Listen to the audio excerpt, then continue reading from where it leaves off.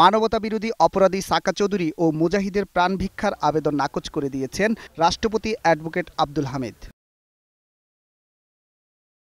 এদিকে কারাগার কর্তৃপক্ষ তার স্বজনদের ডেকে পাঠানোর পর সাকার স্ত্রী ফরহাদ কাদের চৌধুরী, দুই ছেলে, ছেলেদের স্ত্রী সহ পরিবারের অন্তত ১৭ সদস্য সাকা চৌধুরীর সঙ্গে দেখা করেন।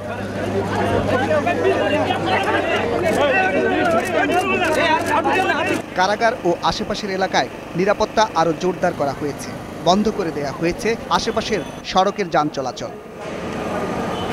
হ্যাঁ, আমরা আমাদের কাছে সেই ইনফরমেশন আছে সেজন্য আমরা।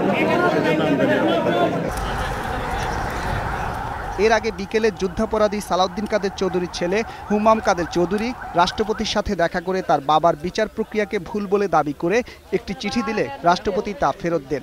আমাকে ওনারা অ্যাডভাইস করলো যে যেহেতু এখানে ওনারা সরাসরি কোনো চিঠি অ্যাকসেপ্ট করে না, এটা যেন আমরা মিনিস্ট্রিতে ডেলিভার করি আর ওখান থেকে ফরওয়ার্ড করে দেওয়া হবে।